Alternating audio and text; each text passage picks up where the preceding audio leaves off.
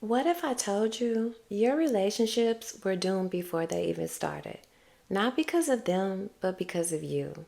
I know that's a tough pill to swallow, but I also know this. You've probably noticed you have a type, even when you try not to. You tell yourself, this one's different, but somehow you end up with the same book, just a different cover. If you've ever caught yourself thinking, I keep picking the wrong people, I feel alone even when I'm in a relationship, I settle because being alone scares me, then this video is for you. Because the hard truth is, you're searching for someone to fill a void when you're meant to heal the void first. Hi, my name is Kristi. I'm a board certified nurse practitioner, health coach, and trauma survivor. This is Trauma Free, where I help you change your mind and change your life, just like I did. Let's begin with the biggest illusion we've ever been sold: happily ever after. This myth is deeply embedded in our culture, and most of us don't even realize we've internalized it. We've been conditioned to believe that once we find the one, everything will fall into place. No more loneliness, no more insecurity, just instant wholeness forever. But let's talk about facts. 73% of people admit to staying in relationships where they feel unfulfilled, unsupported, or emotionally disconnected. And almost half of all marriages end in divorce. Yet somehow we still believe that love equals happiness. But here's the truth. According to the General Social Survey, married people are only slightly happier than singles. And that small difference disappears when stress, finances, and parenting are factored in. Meanwhile, 60% of married people feel lonely inside their relationship. So, what's going on here? We've been taught to measure our worth by our relationship status. From the time we were children, we've been brainwashed to script by movies that told us that love is the ultimate reward, or that we would be rescued by the right person that could fix everything broken inside us, because media exposure shapes our romantic beliefs and self perception. Media, from movies and TV to social media and advertising, act as a powerful social script, teaching us what love should look like, how relationships should function, and what we should expect from partners. Over time, these narratives rewire our brains, distort our self worth, and set unrealistic standards that basically leave us dissatisfied. We chase love thinking it will make us feel whole, but instead, it magnifies the part of us we haven't healed yet. Because a relationship won't heal your wounds, it will expose them. Imagine love like a mirror.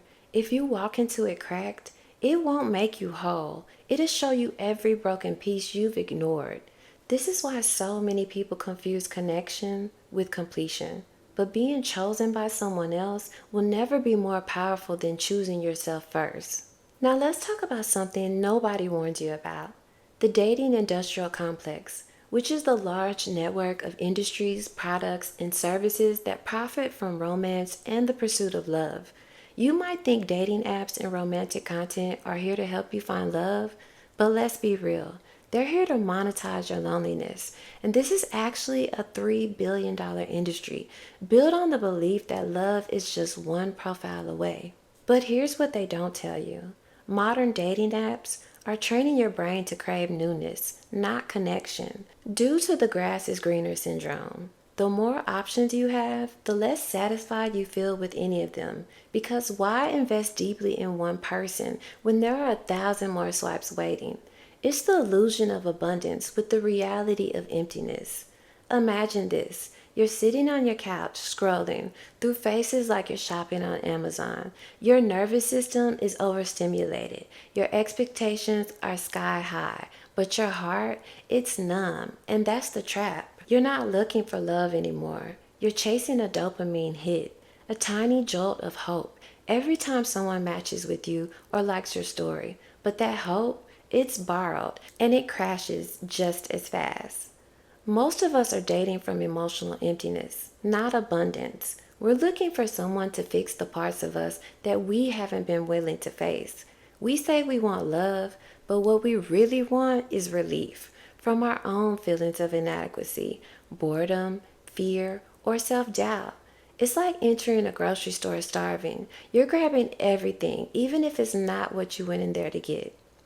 If you enter a relationship from a place of lack, you will create a connection that runs on fear and not fulfillment, because no app, no date, no spark can substitute for the work you haven't done within yourself. You need to stop asking, "How do I find someone?"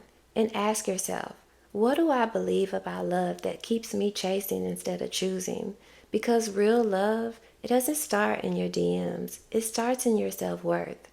You think you're searching for love, but what you're really chasing is relief, a temporary fix, an emotional band aid over a deep rooted wound. I used to think that being in a relationship meant I was worthy. If someone wanted me or loved me, then maybe I mattered. So I kept giving my heart away, hoping that someone else could do the healing work I was too afraid to face on my own. But instead of love, I found cycles of heartbreak. Because every time I handed someone my emptiness, I expected them to feel it, and they never could. But the most loving thing I ever did was I started taking responsibility for my own wholeness. According to the attachment theory, when we form insecure attachments in childhood, whether anxious, avoidant, or disorganized, we unconsciously seek romantic partners who reinforce those familiar dynamics. This means if love once meant anxiety, unpredictability, or abandonment, you'll subconsciously be drawn to that again because your nervous system doesn't crave safety, it craves familiarity. The mirror effect has shown that individuals with low self esteem are more likely to engage in codependent or emotionally imbalanced relationships, seeking external validation rather than mutual emotional support. Because you don't attract who you want, you attract who you believe you deserve. I once had a patient that I was speaking with, and she was really going through a difficult time, stressing, talking about how bad her life was. She was even crying, and she had me really concerned for her. And in the same breath, she said, "But my boyfriend helps. He's so good to me." And it struck me. We've confused having a partner with being okay. But a relationship cannot save you from the war you're waging inside your own mind, no matter how good they are, because love doesn't cure depression or deep rooted issues within yourself. And affection doesn't erase trauma, because being chosen doesn't magically heal your self worth. In trauma work, we talk about projection. You don't just choose a partner, you choose a mirror. People don't enter your life to heal you, they reflect where you are in your healing. That's why brokenness tends to attract brokenness, not because you deserve pain, but because pain feels familiar until you heal it. I know you've heard of trauma bonds, right? When we experience trauma, it disrupts our dopamine regulation, which means we often mistake chemical intensity for emotional intimacy.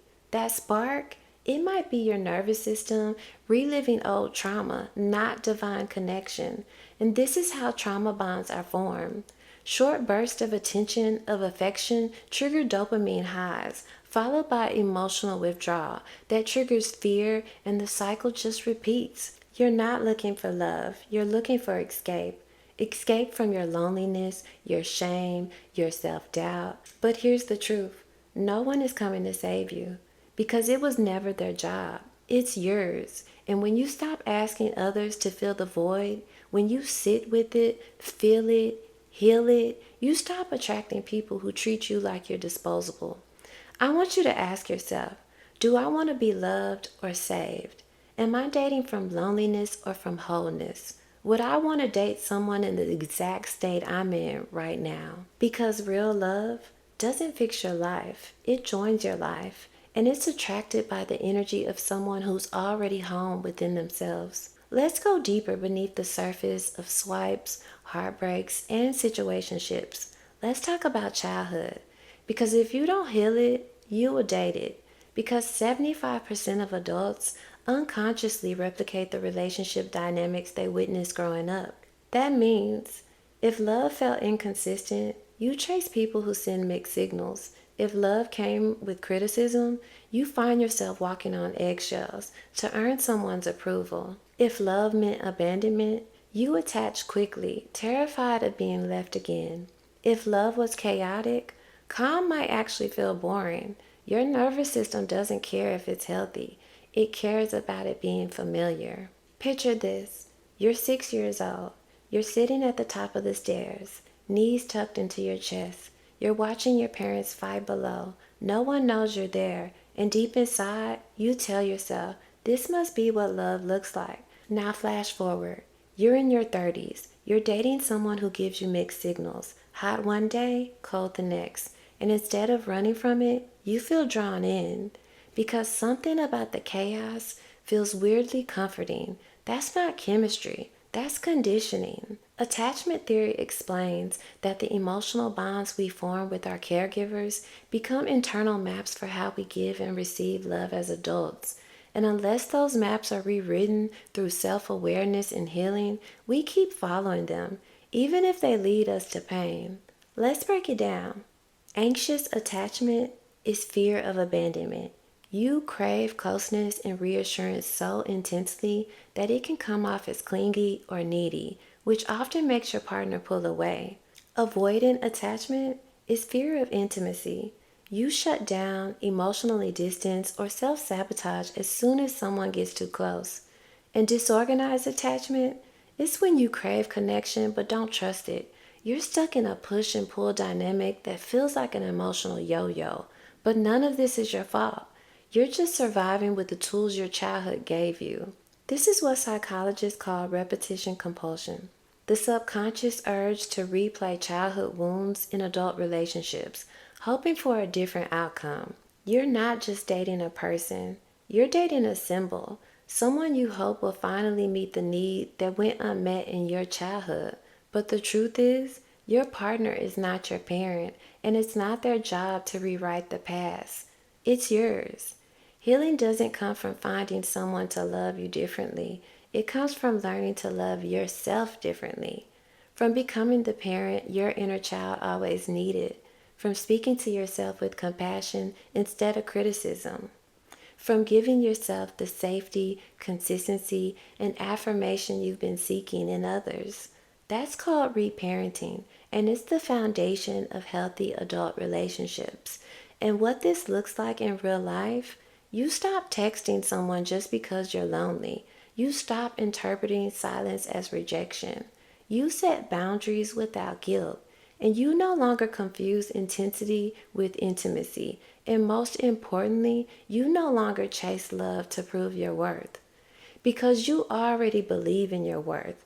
Whether love shows up or not, you don't break the cycle by finding someone new. You break it by becoming someone new.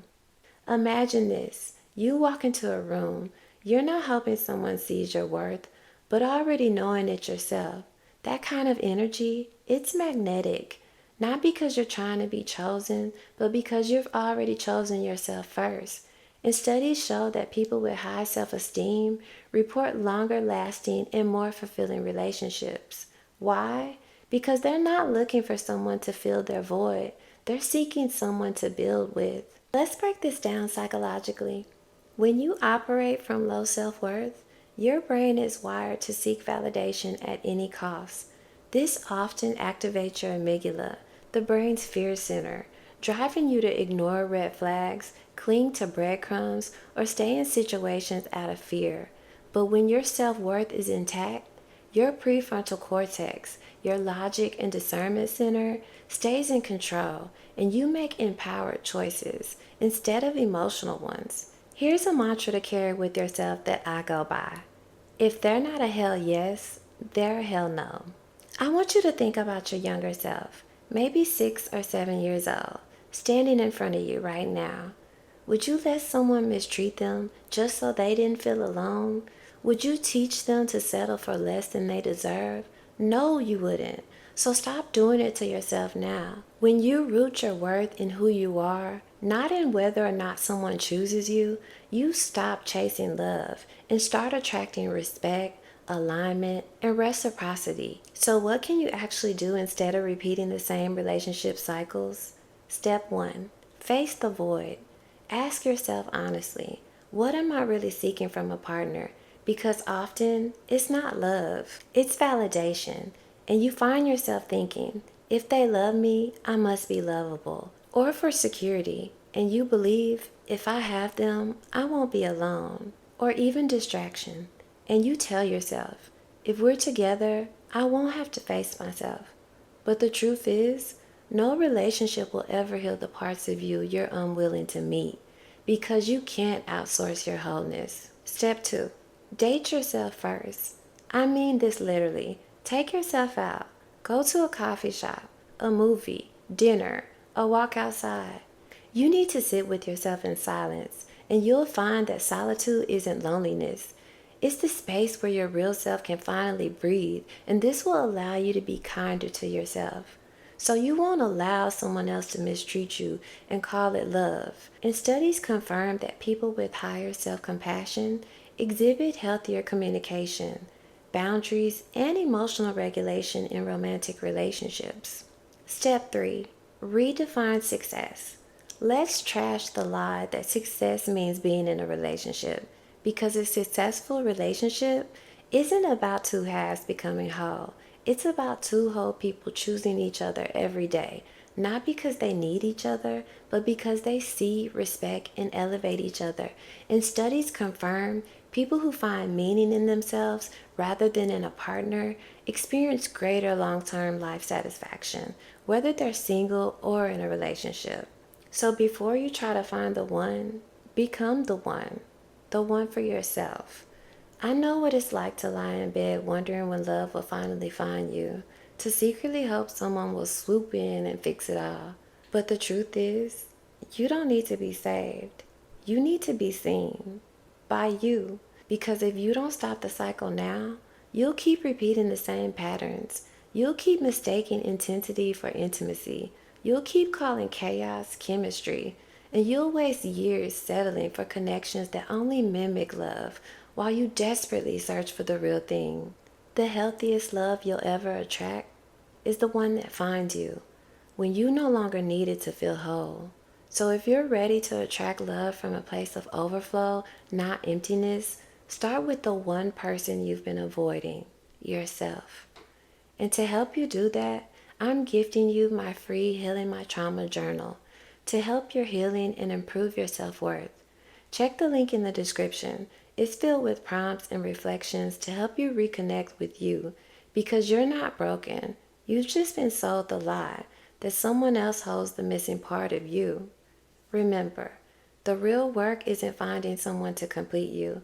It's realizing you never needed completing in the first place. Until the next time, take care.